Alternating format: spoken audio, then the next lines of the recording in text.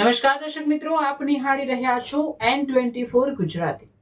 તો નજર કરીશું આજના મહત્વના સમાચાર પર।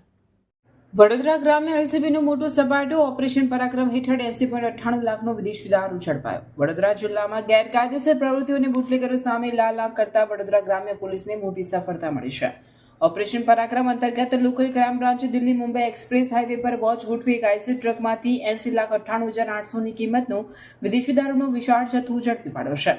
વડોદરા વિભાગના પોલીસ મહાનિરીક્ષક સંદીપસિંહ અને પોલીસ અધિક્ષક સુશીલ અગ્રવાલની સૂચના મુજબ પ્રોહિબિશનની પ્રવૃત્તિઓ નાબૂદ કરવા ખાસ ઝુંબેશ હાથ ધરવામાં આવ્યો છે। આ દરમિયાન એલસીબી પીઆઈ KR સિસોદિયાના માર્ગદર્શન હેઠળ પીએસઆઈ PK ભૂત અને તેમની ટીમ પેટ્રોલિંગમાં હતી। તપાસ દરમિયાન હેડ કોન્સ્ટેબલ સિદ્ધરાજસિંહ, દેવરાજસિંહ અને શક્તિસિંહને ચોક્કસ બાતમી મળી હતી કે હરિયાણા પાસિંગની એક આઈસર ટ્રક NL01 AF 1409 દારૂ ભરીને ભરૂચ તરફથી આવી રહી છે।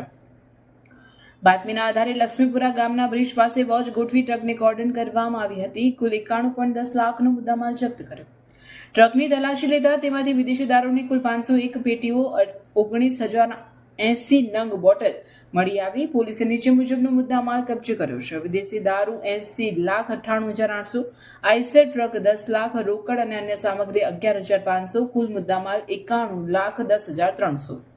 પોલીસે ટ્રક ચાલક સિંદરપાલસિંહ ચંદસિંહ જટ રહેવાસી પનવેલ મહારાષ્ટ્ર મૂળ પંજાબની ધરપકડ કરી છે। પૂછપરછમાં બહાર આવ્યું છે કે આ જથ્થો હરિયાણાના વિજય ચૌધરીએ કુકરાપુરા ટોલનાકા પાસેથી મોકલ્યો હતો અને વડોદરા પહોંચાડવાનો હતો।